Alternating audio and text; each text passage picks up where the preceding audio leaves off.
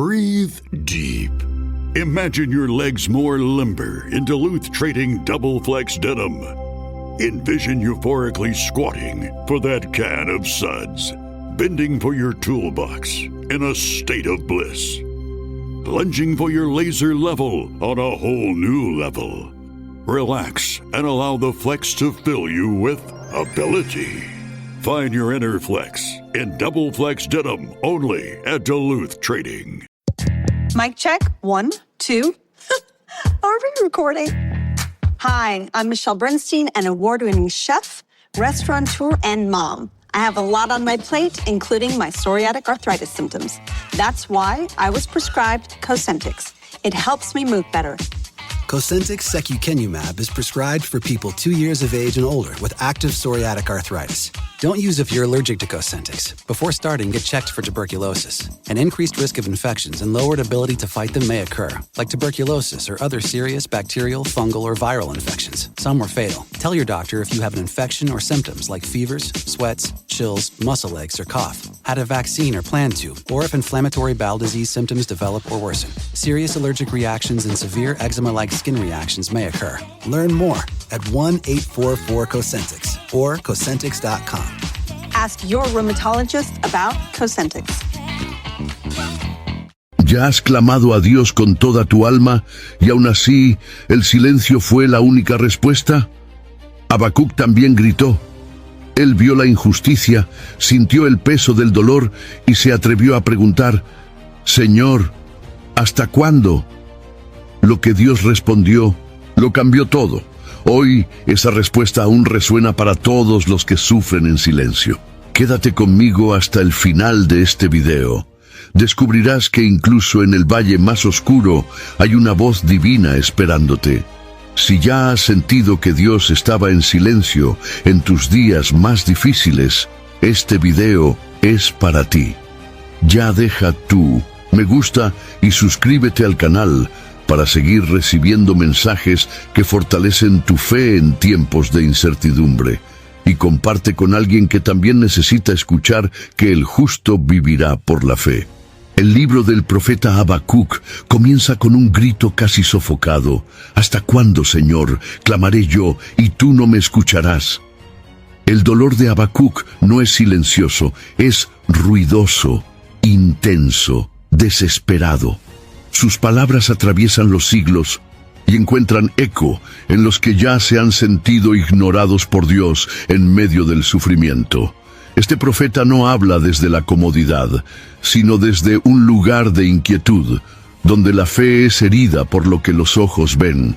Su clamor revela el corazón de quien aún cree, incluso cuando parece no haber respuesta. Él no abandona la oración, insiste en ella. Esto muestra que la fe verdadera no es aquella que siempre entiende, sino la que continúa incluso sin entender.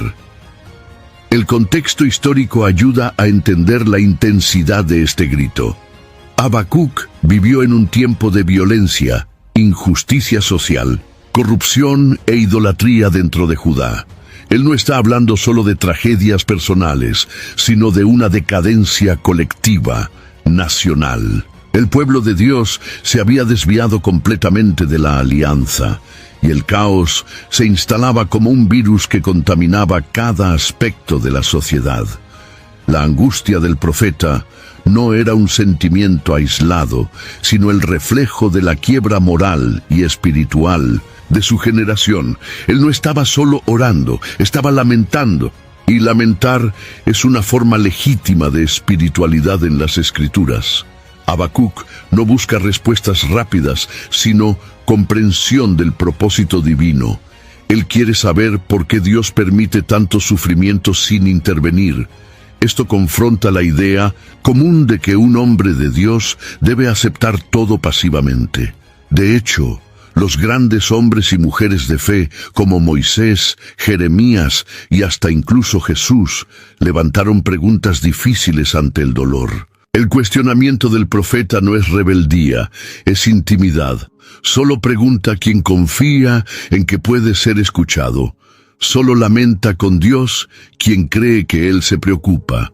El clamor de Habacuc nos enseña que la oración no siempre necesita ser controlada o pulida. Dios no se ofende con nuestras lágrimas, dudas o gritos. Al contrario, Él acoge el alma sincera. En lugar de condenar al profeta por sus preguntas, Dios responde.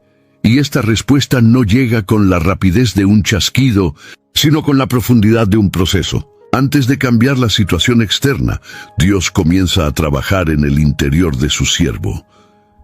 El viaje espiritual de Habacuc comienza con un grito, pero no termina en él. Este primer capítulo revela que, incluso en el caos, hay espacio para el diálogo con el cielo. La fe que clama es la fe que vive. Incluso cuando no comprendemos los caminos de Dios, Él continúa siendo nuestro refugio. Y a veces, todo comienza con un grito sincero.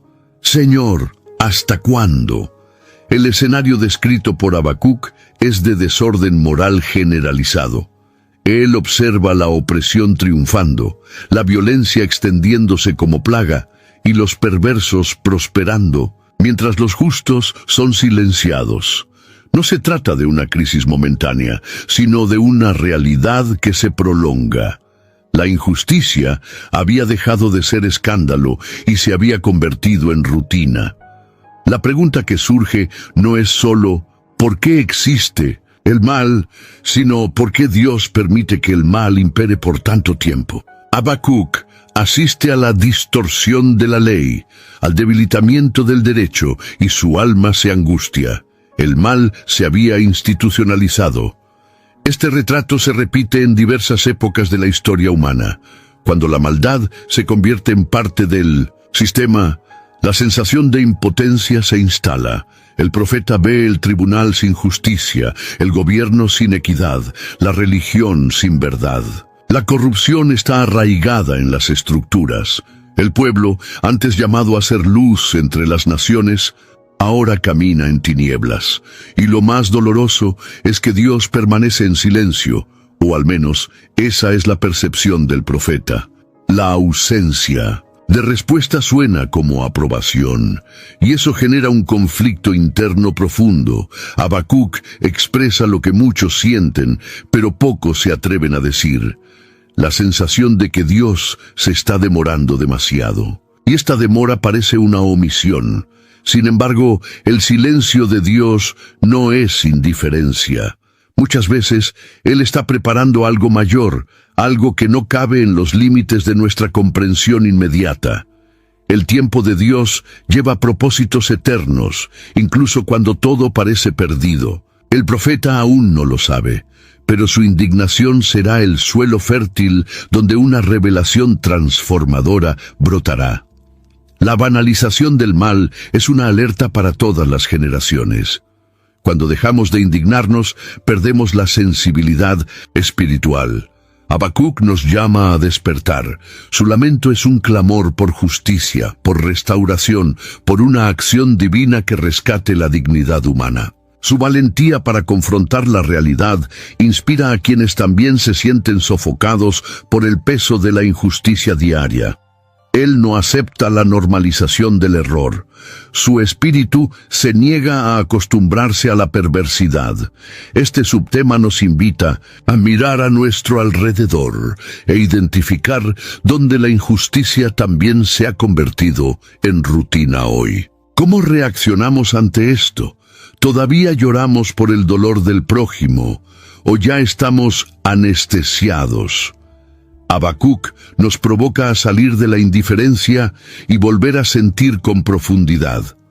La fe verdadera no cierra los ojos ante el dolor del mundo, sino que clama con esperanza a un Dios que aún actúa, incluso cuando todo parece en ruinas. A medida que el profeta expone su angustia, surge una de las mayores tensiones del texto, la sensación de que Dios está ausente. Habacuc mira la violencia, el sufrimiento del justo, la inversión de valores y se pregunta, ¿dónde está Dios? Esta pregunta no surge de la incredulidad, sino de la intimidad. Es el tipo de duda que nace de la convivencia con lo sagrado. El profeta conoce el carácter de Dios, por eso le extraña su aparente pasividad ante el caos. La fe madura no evita preguntas difíciles, por el contrario, las plantea con más valentía. La ausencia percibida de Dios es un tema recurrente en la experiencia humana. Muchos salmos de David resonan con este mismo sentimiento. Job, en el apogeo de su dolor, también se sintió abandonado. Hasta Jesús en la cruz clamó con voz fuerte: Dios mío, ¿por qué me has desamparado? Este silencio divino no significa inactividad, sino parte de un plan que muchas veces solo entendemos después. Habacuc se encuentra en ese punto. Sabe que Dios es justo, pero no entiende por qué el justo sufre.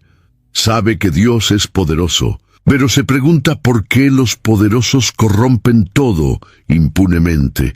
Es en este espacio entre lo que sabemos de Dios y lo que vemos en el mundo donde la fe es desafiada. Habacuc nos enseña que es posible mantener la fe incluso cuando el escenario parece contradecir todo lo que creemos. El alma del profeta está en tensión. Está entre la teología y la realidad, entre la promesa y el sufrimiento, entre la justicia divina y la injusticia humana. Y en este espacio confuso, elige seguir buscando a Dios. Eso es fe, no fingir que todo está bien, sino continuar esperando cuando todo parece estar mal. La respuesta de Dios vendrá, pero antes de eso hay silencio.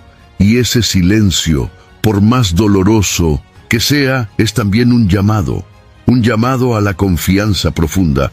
Habacuc aún no lo sabe, pero su angustia está a punto de ser transformada en revelación. Sin embargo, este proceso exige espera, exige confrontación interna, exige honestidad ante Dios. Nada de esto sería posible si simplemente aceptara todo con resignación superficial. Es en la sinceridad de la duda donde nace la profundidad de la fe. Hoy muchos viven esa misma sensación. Oran, claman, ayunan y parecen no ser escuchados. Habacuc ofrece un modelo de cómo atravesar esta estación. Nos muestra que Dios no se ofende con nuestras preguntas sinceras. Por el contrario, Él usa estas preguntas para guiarnos a respuestas más profundas. Lo que parece ausencia puede ser en realidad una invitación a acercarnos aún más al corazón divino. La respuesta de Dios a la aflicción de Habacuc llega como un choque. Porque he aquí que suscitaré a los caldeos, nación amarga e impetuosa. En vez de una liberación inmediata, Dios revela que usará a una nación pagana y violenta como instrumento de juicio. Esta revelación no alivia el dolor del profeta, por el contrario, lo intensifica. El escándalo radica en el hecho de que Dios usa algo aparentemente peor para corregir lo que ya estaba mal. La justicia divina, en ese momento, parece incomprensible. Habacuc esperaba una intervención, pero recibió una previsión de invasión. Esta respuesta nos obliga a confrontar una verdad incómoda. Dios no siempre actúa de acuerdo a nuestras expectativas. Su soberanía no está limitada a nuestro sentido de justicia. El uso de los caldeos, una potencia brutal y expansionista, como instrumento en manos divinas, revela que el Señor gobierna incluso sobre las naciones impías. No solo tolera la existencia del mal, sino que es capaz de usarlo para cumplir sus propósitos. Esto desafía nuestra lógica humana, pero amplía nuestra visión espiritual. La reacción de Habacuc es comprensible. Reconoce la santidad de Dios, su pureza y rectitud. ¿Cómo entonces puede el Santo de Israel utilizar a un pueblo tan despiadado? El escándalo no es solo político o militar, es teológico. La imagen de un Dios que usa instrumentos fallidos para realizar justicia genera incomodidad. Pero este es un tema recurrente en las Escrituras. Dios usó a Faraón, usó a Nabucodonosor, usó incluso la cruz de Cristo, que era símbolo de humillación, para traer redención.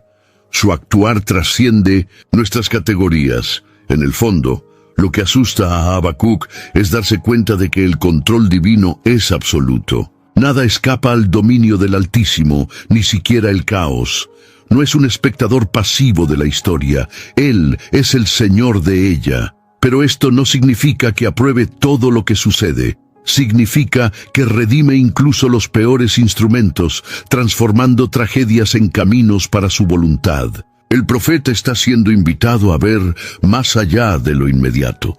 Cuando esperamos respuestas y recibimos revelaciones desconcertantes, somos empujados hacia el terreno de la confianza. Dios no necesita de nuestra aprobación para actuar, pero desea guiarnos a una comprensión más profunda de su carácter.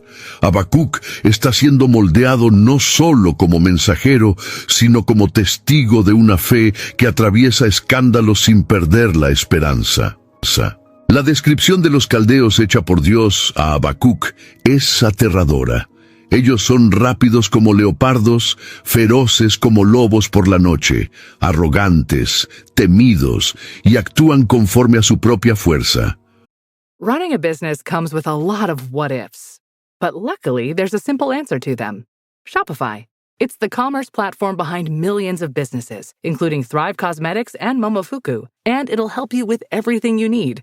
From website design and marketing to boosting sales and expanding operations, Shopify can get the job done and make your dream a reality. Turn those what-ifs into... Sign up for your $1 per month trial at shopify.com/special offer. To you, my darling. No, to you. The Roses were living the dream. More champagne for me, please. Until it all came crashing down.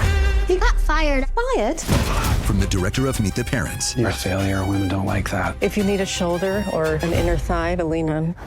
On August 29th. I just want the house. We want everything. Wow. Stop. You stop! And see The Roses. These people. The Roses. Rated R. Under 17, not admitted without parent. In theaters everywhere, August 29th. No hay en ellos rastros de compasión o misericordia. Es una nación construida sobre el orgullo, que conquista para expandir su gloria. Y es precisamente este pueblo el que Dios elige como instrumento de juicio. La contradicción entre el carácter de Dios y la naturaleza de los caldeos parece gritar. Habacuc es forzado a confrontar la idea de que Dios puede usar incluso aquello que detestamos para cumplir su voluntad. El uso de los caldeos plantea cuestiones sobre la manera en que Dios interviene en la historia. Él no está atrapado en las opciones que consideramos justas. Al elegir a los babilonios, Dios no los exime de culpa, sino que los inserta dentro de un propósito mayor. Esto nos muestra que Él es capaz de trabajar incluso a través de las imperfecciones humanas. Es lo que el apóstol Pablo más tarde afirmaría en su carta a los romanos. Todas las cosas cooperan para el bien de aquellos que aman a Dios. Incluso los instrumentos más improbables pueden servir a la construcción del plan eterno. Habacuc, ante esta revelación, no intenta negar la realidad. Él registra con precisión la naturaleza destructiva de los caldeos, pero también mantiene su fe en la santidad de Dios. Esto nos muestra que es posible reconocer la gravedad de lo que está por venir y aún así mantener los ojos en el carácter inmutable del Señor. La espiritualidad del profeta no ignora los hechos, sino que los somete a la confianza en el Dios que gobierna sobre todo. La presencia de los caldeos también sirve como un espejo para Judá. El pueblo que debería reflejar la justicia de Dios se ha vuelto tan corrupto que necesitó ser disciplinado por una nación peor. Esto revela que el juicio de Dios comienza por su casa. Cuando la luz falla en brillar, Dios permite que la oscuridad venga como alerta. Habacuc no ve solo un castigo, sino un llamado al arrepentimiento. Y ese llamado es urgente. En nuestros días, quizás los caldeos sean circunstancias inesperadas, crisis que escapan al control, sistemas que nos oprimen. Cuando nos encontramos con instrumentos impensables siendo usados por Dios, la pregunta no debe ser solo ¿por qué?, sino ¿para qué? ¿Qué desea transformar en nosotros a través de lo que Él permite? Habacuc comienza a percibir que, incluso usando agentes duros, Dios nunca pierde de vista el blanco: restaurar el corazón de su pueblo. Habacuc se ve ante un dilema existencial profundo. Él conoce la santidad de Dios, su fidelidad con Israel, su repulsión al mal. Pero ahora necesita conciliar todo esto con la revelación de que una nación pagana y cruel será usada como vara de disciplina. La mente del profeta entra en conflicto con el corazón. Lo que sabe sobre Dios parece no encajar con lo que está por suceder. Esta es la crisis de la fe, cuando la teología que aprendemos colisiona con la realidad que enfrentamos. La crisis de Habacuc no es señal de debilidad espiritual, sino de honestidad. Él no reprime sus dudas, sino que las transforma en oración. Se acerca a Dios con respeto, pero también con franqueza. Cuestiona cómo el Eterno puede mirar a los traidores y callar mientras el justo es devorado por el impío. Este tipo de confrontación espiritual muestra que la fe no es un escudo contra el dolor, sino un lugar donde puede ser derramada con verdad. En la tradición bíblica, grandes hombres de Dios enfrentaron crisis similares. Elías, después de vencer a los profetas de Baal, entró en una cueva y pidió morir. Jeremías fue llamado traidor por hablar en nombre de Dios. Job perdió todo y pasó por una tormenta emocional. Todos enfrentaron el paradoja del dolor permitido por un Dios amoroso, y todos encontraron al final una revelación más profunda. La crisis, entonces, no es el fin de la fe, sino un puente hacia una relación más madura con el Señor. Habacuc elige no abandonar a Dios en medio de la duda. Por el contrario, se posiciona sobre la torre de vigía, esperando una respuesta. Eso es fe activa. Incluso sin entender, decide esperar. La crisis no paraliza su espiritualidad, sino que la intensifica. Se niega a vivir de apariencia religiosa. Quiere entender, quiere acercarse, quiere escuchar, y esta postura lo hace apto para recibir una de las más bellas revelaciones del Antiguo Testamento. Cuando atravesamos momentos en que nuestra fe es sacudida, podemos recordar a Habacuc. Su historia nos enseña que Dios no rechaza a los que lo buscan con sinceridad. La crisis, por más dolorosa que sea, puede ser el punto de partida hacia una fe más sólida, más viva, más real. Lo incomprensible no necesita alejarnos de Dios. Puede ser precisamente lo que nos lleva a buscarlo con más intensidad. A pesar del silencio inicial y de la elección desconcertante de un instrumento como los caldeos, Dios deja claro que el mal no pasará impune. Habacuc comienza a entender que la paciencia divina no es indiferencia. El Señor ve, pesa y responde en el momento correcto. La aparente demora no es olvido, sino misericordia extendida tanto para los que erran como para los que son afectados por los errores. La justicia de Dios es absoluta, aunque muchas veces se revela de forma progresiva. El mal tiene fecha de caducidad ante el trono eterno. Habacuc aprende que Dios no comparte la lógica humana de justicia inmediata. Él opera en otra dimensión, donde el tiempo sirve a sus designios eternos. La larga exposición al pecado de Judá no fue tolerancia pasiva, sino una invitación repetida al arrepentimiento. Cuando esta invitación es rechazada, el juicio se convierte en inevitable.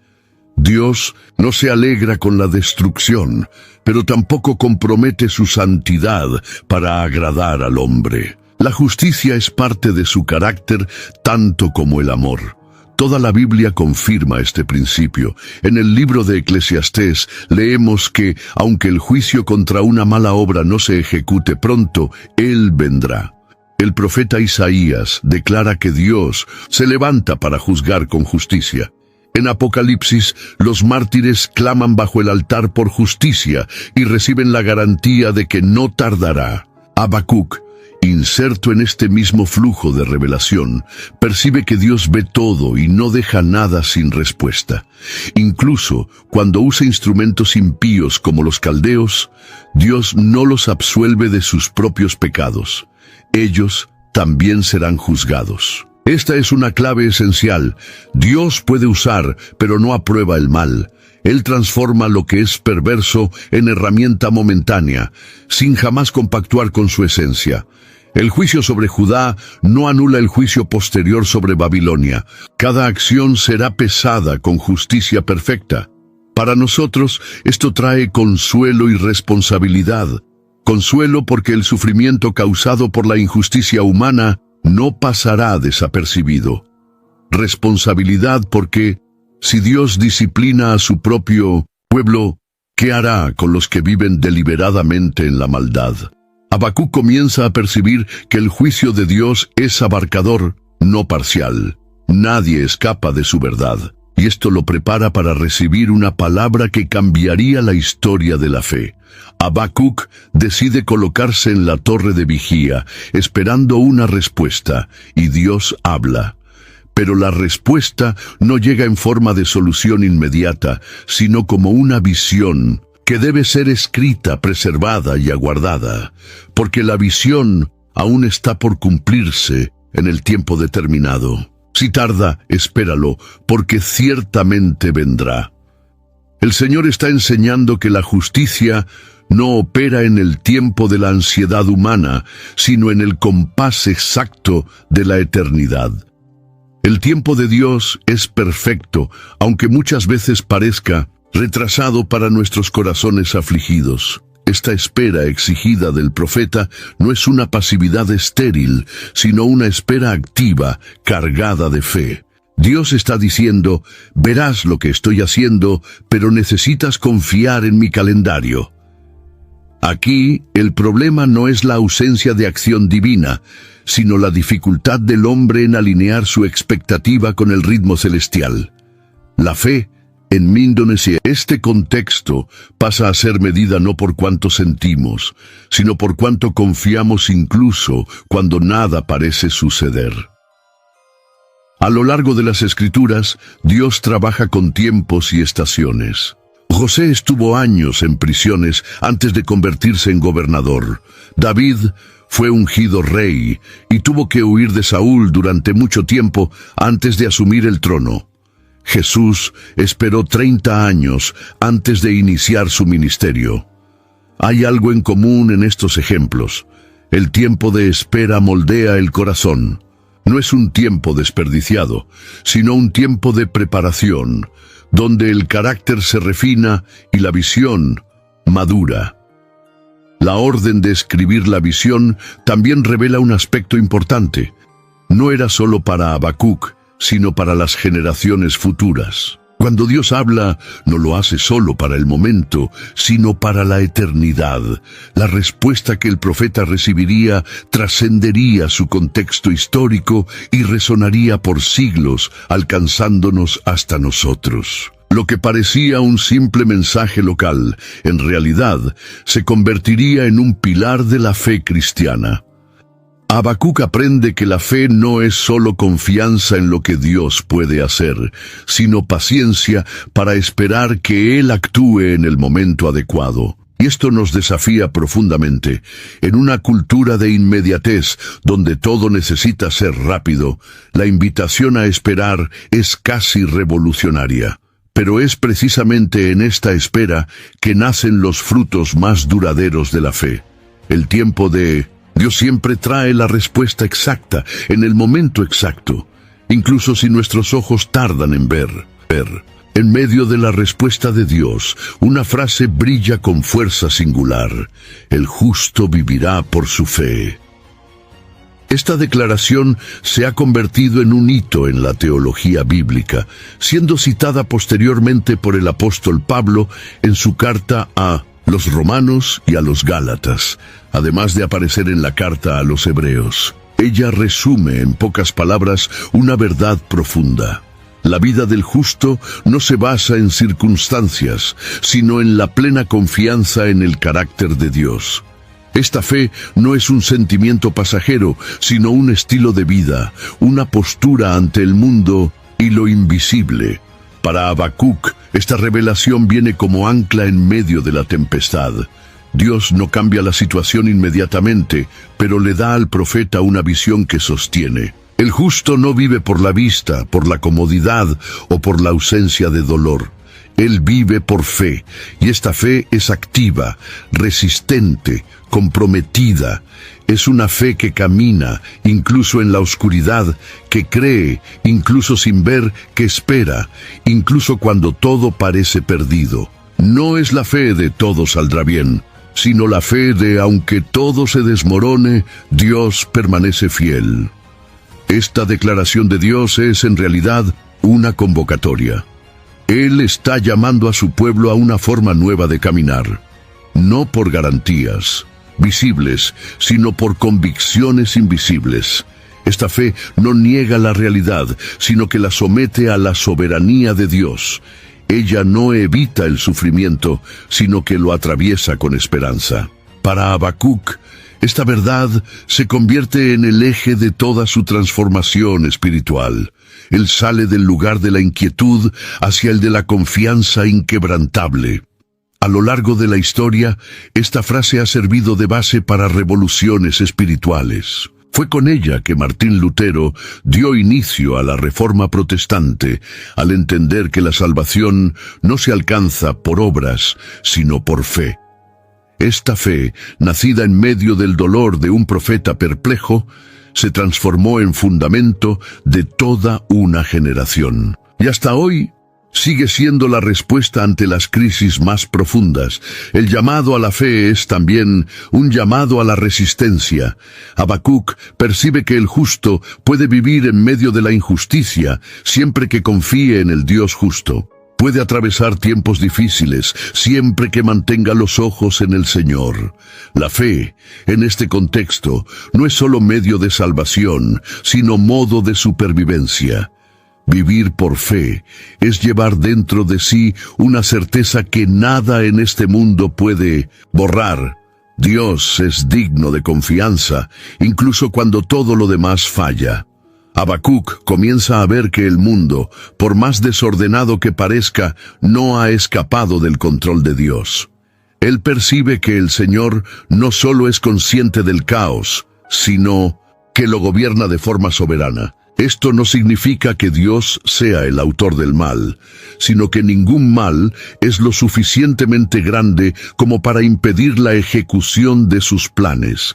La soberanía divina es la certeza de que, incluso cuando todo parece fuera de lugar, hay un orden invisible sosteniendo el universo, un orden moldeado por las manos del Eterno. El caos que aflige al profeta es real, pero ahora él ve que no es absoluto. Hay límites establecidos por Dios. Los caldeos tienen su hora y su función, pero también tendrán su fin. El juicio sobre Judá no es abandono, sino corrección. La invasión no es el fin de la historia, sino parte de un ciclo de restauración. Habacuc comienza a ver más allá de la destrucción. Él entiende que incluso en las acciones más devastadoras, Dios está escribiendo una historia que culmina en la justicia plena. El concepto de soberanía divina desafía nuestro orgullo. Nos fuerza a reconocer que no somos los autores del destino, sino participantes de una narrativa mayor. Habacuc está siendo transformado. Antes quería entender para creer. Ahora aprende a creer incluso sin entender completamente. Esto no es rendición ciega, sino madurez espiritual. La confianza en la soberanía de Dios no elimina el dolor, sino que le da sentido. La Biblia está repleta de testimonios de cómo Dios usó el caos para revelar su gloria. José fue vendido como esclavo, pero se convirtió en salvador de una generación. Esther fue llevada a la fuerza al palacio, pero libró a su pueblo. Jesús fue crucificado injustamente, pero la cruz se convirtió en trono de redención. En todos estos casos, el sufrimiento no fue el fin, sino el medio. Habacuc se une a ese coro de testigos que afirman: Dios reina, incluso cuando parece ausente. La comprensión de la soberanía de Dios no nos lleva a la apatía, sino a la reverencia. Él no solo gobierna desde el cielo, Él se involucra en la tierra. Él no es distante, Él es Emmanuel. Saber que el Señor está por encima de todo nos ayuda a caminar con más firmeza. Habacuc está siendo preparado para no solo comprender la justicia divina, sino para confiar en ella incluso en el auge del dolor. Y eso lo cambia todo. En el capítulo 2, Dios presenta a Habacuc una serie de declaraciones de juicio contra los caldeos. Son 5 denuncias que muestran que el mal que cometen no será olvidado. Cada es una sentencia poética, profética y poderosa contra prácticas de opresión, avaricia, violencia, inmoralidad e idolatría. El mensaje es claro: nadie, por más poderoso que parezca, escapará de la justicia divina. La arrogancia será abatida, y los que viven para sí mismos caerán. El primer condena a los que acumulan riquezas con deshonestidad. El segundo denuncia a los que construyen ciudades con sangre e injusticia. El tercero expone a los que edificar seguridad a costa de la ruina ajena. El cuarto ataca a los que se embriagan y exponen la desnudez de los demás. Una referencia a la explotación, a la vergüenza impuesta. Y el quinto declara el juicio sobre los que fabrican ídolos y confían en obras muertas. Cada uno de estos refleja aspectos de la degradación moral de Babilonia y también de cualquier sociedad que rechaza la verdad de Dios. Estos juicios no son solo contra una nación específica, sino contra sistemas y estructuras que perpetúan la maldad. Nos hacen pensar sobre el mundo en el que vivimos, donde aún hoy hay imperios levantados sobre explotación, donde la avaricia ciega, la sensualidad destruye y la idolatría se disfraza en formas modernas. Habacuc es invitado a darse cuenta de que Dios está atento a cada detalle. Nada escapa a sus ojos. Al denunciar a los caldeos, Dios muestra al profeta que no hay injusticia que permanezca para siempre. Los opresores que parecían invencibles tienen los días contados. Las riquezas adquiridas con fraude, el poder construido con violencia, todo será derribado. Este discurso de Dios revela que Él es un juez justo, que evalúa no solo acciones, sino motivaciones. Y este juicio será completo, sin parcialidad. Estos 5 son, al mismo tiempo, advertencia y consuelo. Advertencia para los que insisten en vivir al margen de la voluntad de Dios.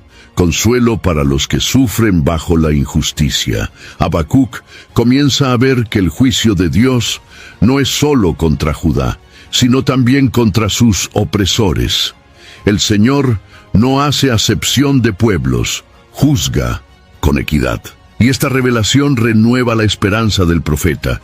Entre los 5 uno se destaca con fuerza especial. Ay de aquel que edifica la ciudad con sangre y funda la ciudad con iniquidad. Esta es una denuncia directa al modo en que los caldeos expandieron su imperio.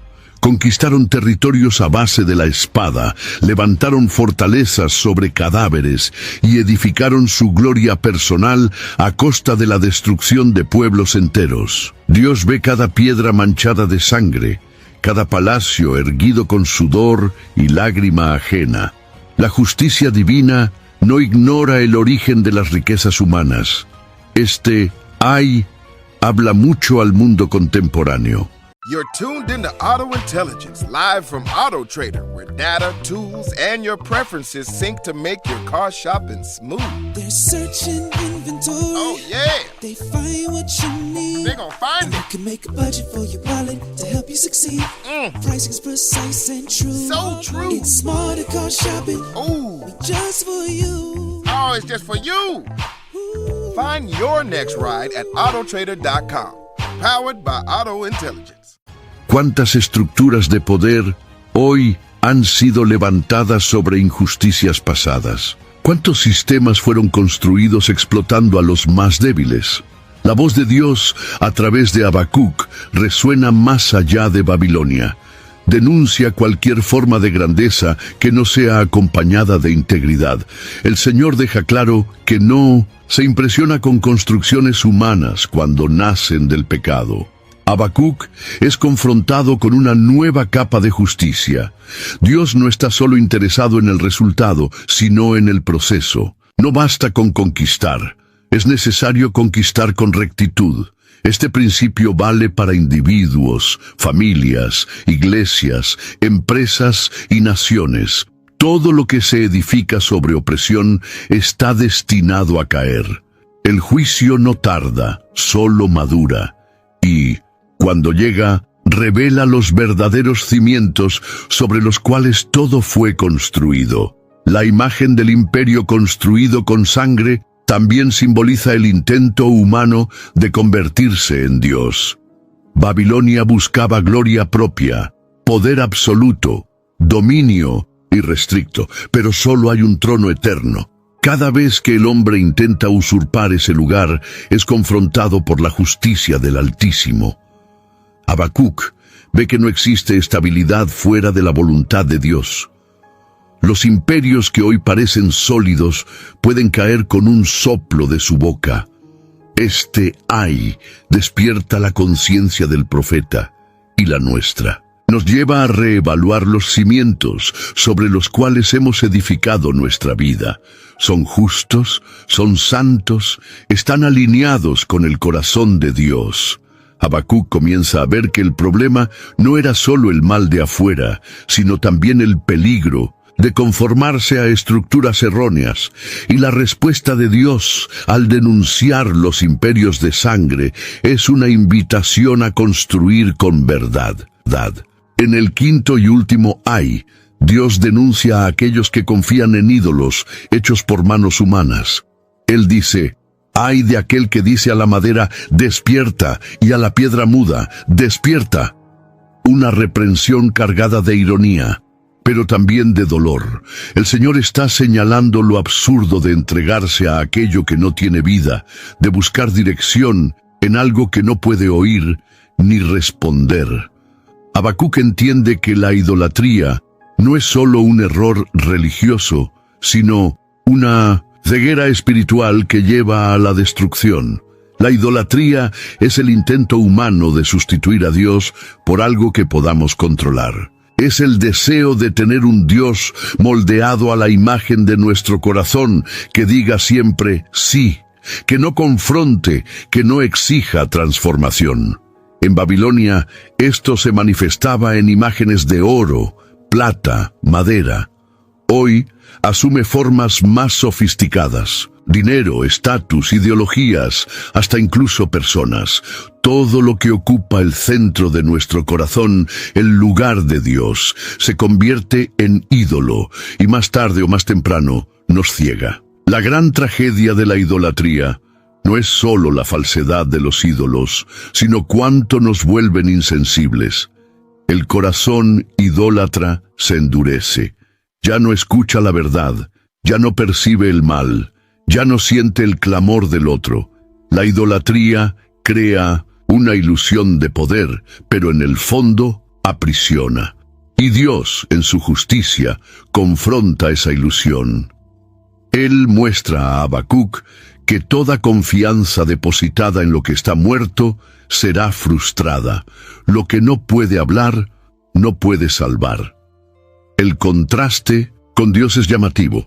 Mientras los ídolos son mudos, inertes, limitados, el Señor está vivo, presente, hablando, actuando.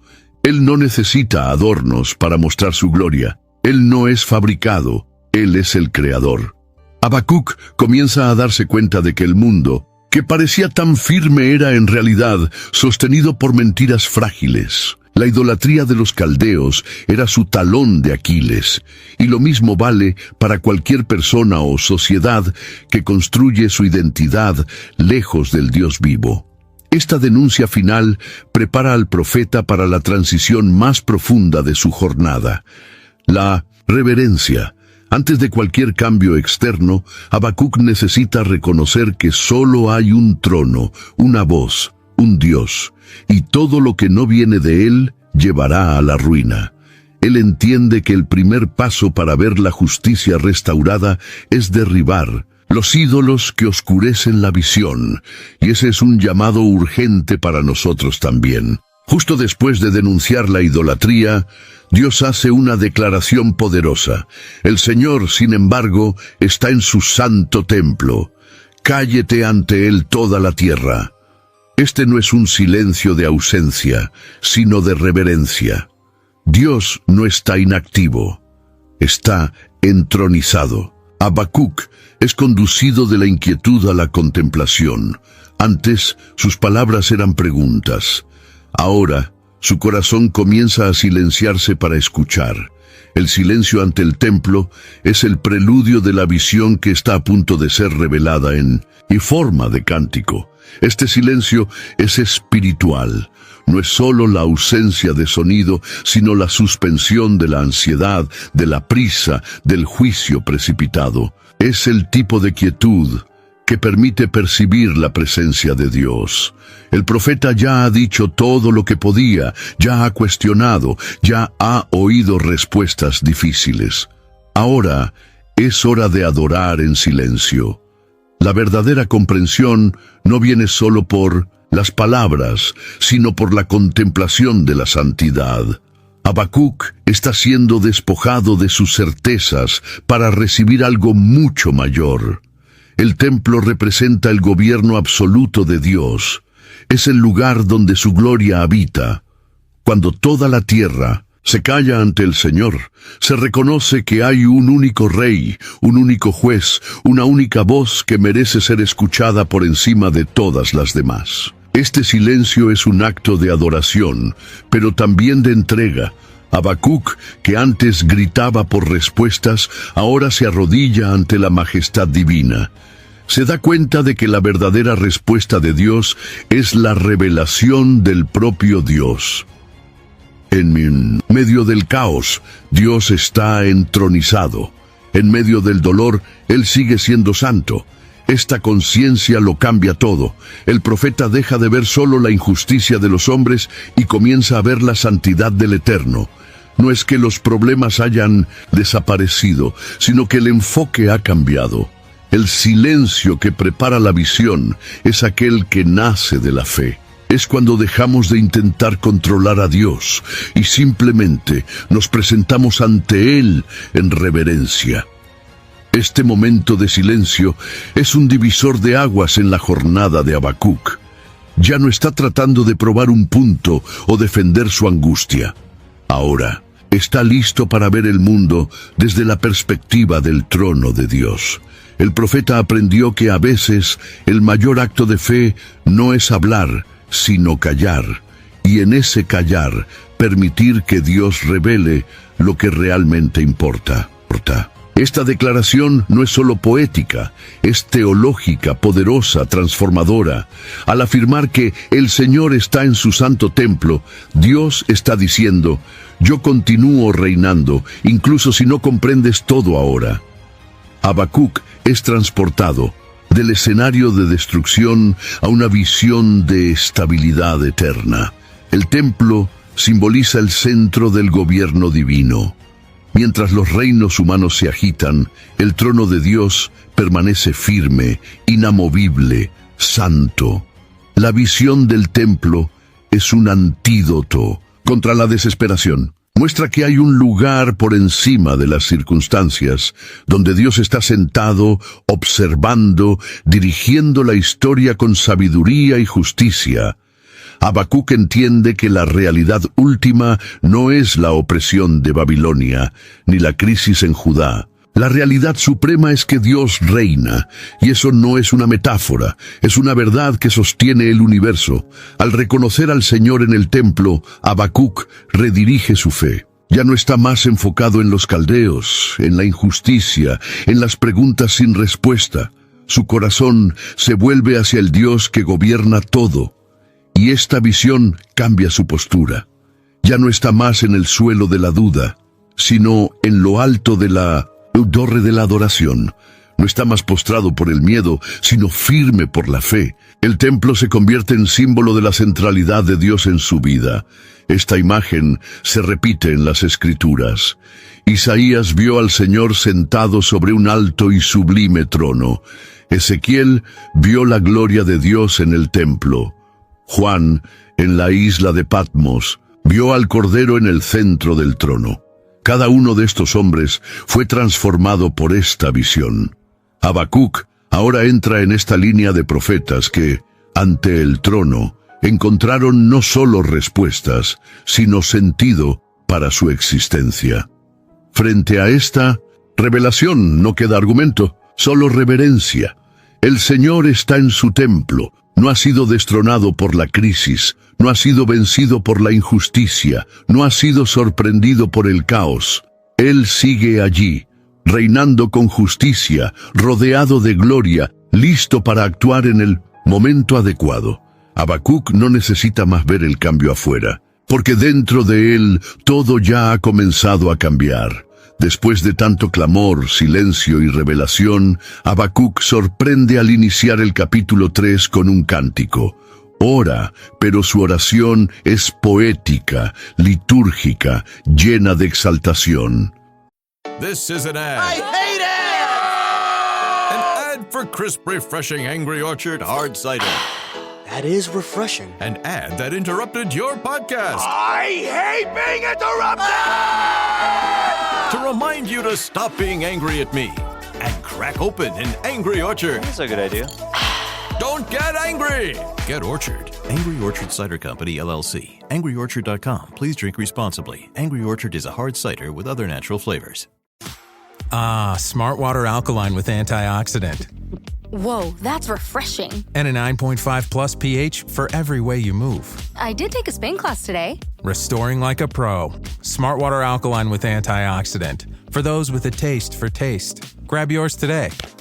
¿Hablas español? Sprichst du Deutsch? If you used Babbel, you would. Babbel's conversation-based techniques teaches you useful words and phrases to get you speaking quickly about the things you actually talk about in the real world, with lessons handcrafted by over 200 language experts and voiced by real native speakers. Babbel is like having a private tutor in your pocket. Start speaking with Babbel today. Get up to 55% off your Babbel subscription right now at babbel.com/Spotify. Spelled BABBEL.com/Spotify. Rules and restrictions may apply. He oído, Señor, tu palabra y he tenido miedo. Aviva, oh Señor, tu obra en medio de los años. Está en el mismo mundo caótico, pero ya no es el mismo hombre. Algo ha cambiado. El alabanza nació no de la bonanza, sino del valle. Habacuc canta porque vio no la solución inmediata, sino la grandeza de Dios. Su fe ahora produce adoración.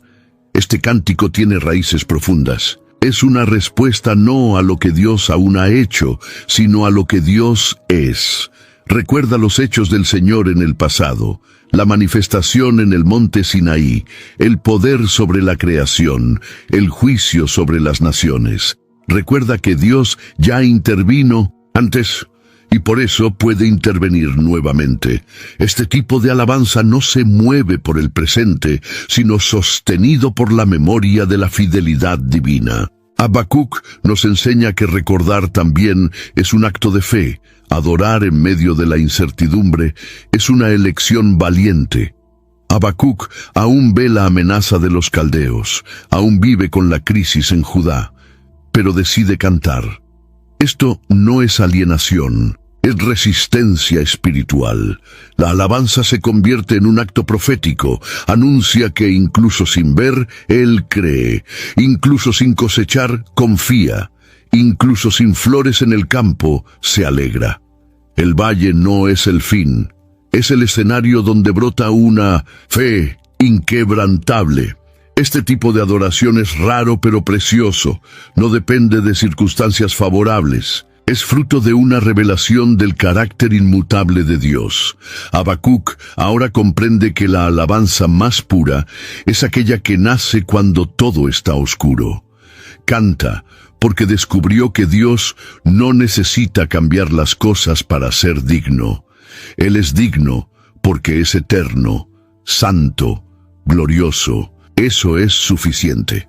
La alabanza de Habacuc es una lección para los que caminan por el valle. No necesitamos esperar a que todo mejore para adorar. Podemos adorar ahora, incluso entre lágrimas.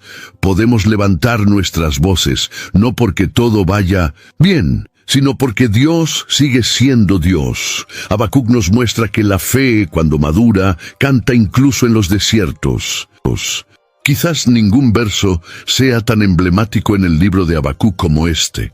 Aunque la higuera no florezca ni haya fruto en la vid, aunque la cosecha falle, sin embargo, me alegraré en el Señor.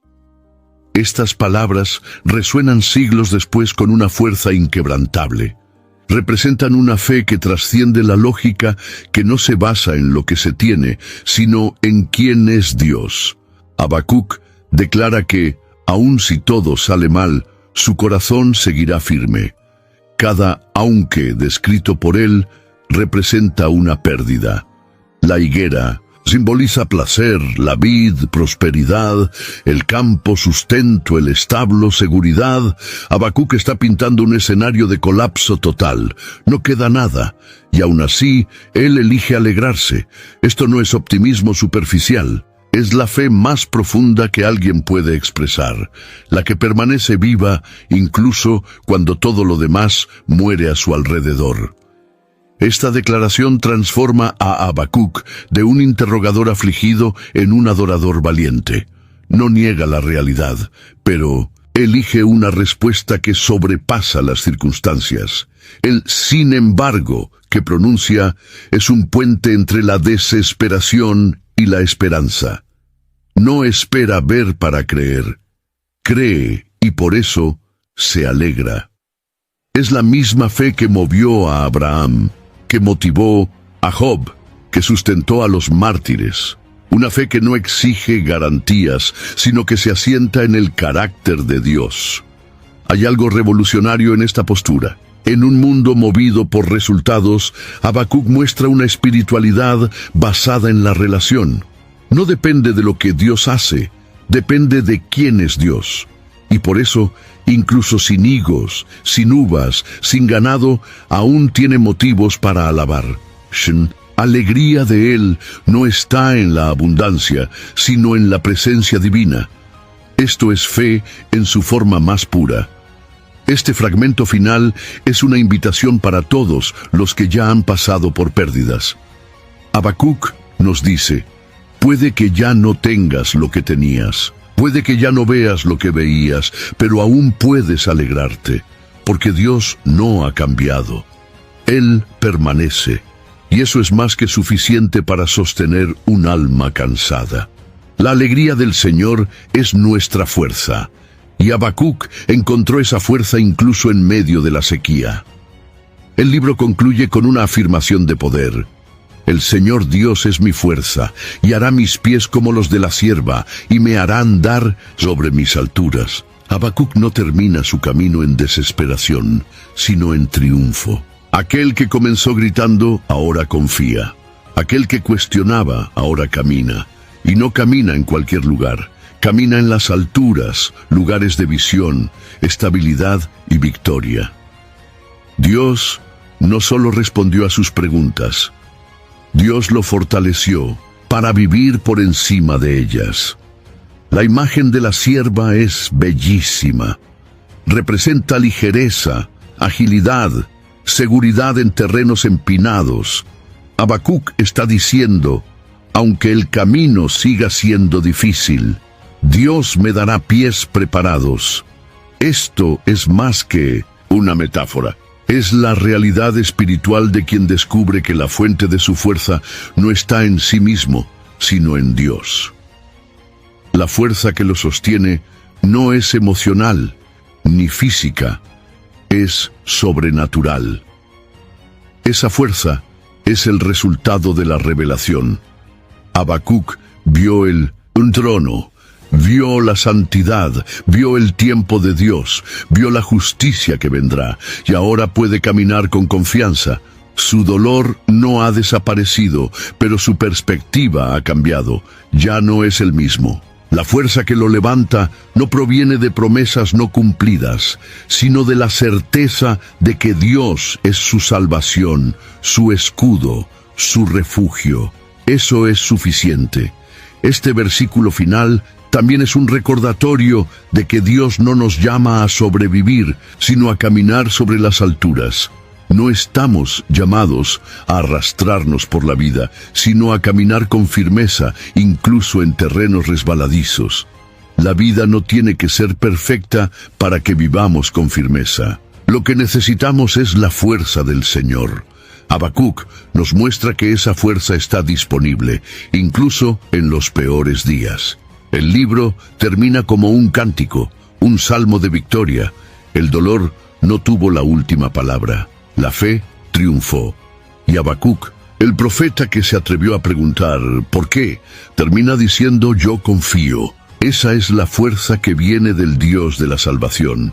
Una fuerza que nos levanta, nos sostiene y nos conduce más allá del valle, hacia los lugares altos de la confianza eterna. ¿Cuántas veces has preguntado a Dios ¿por qué? Si esta historia tocó tu corazón como tocó el mío, escribe en los comentarios lo que más te habló. Envía este video a un amigo que necesita consuelo y fe. Y si deseas seguir caminando con nosotros por las verdades de la palabra, suscríbete al canal. Aún hay mucho para vivir, aprender y confiar.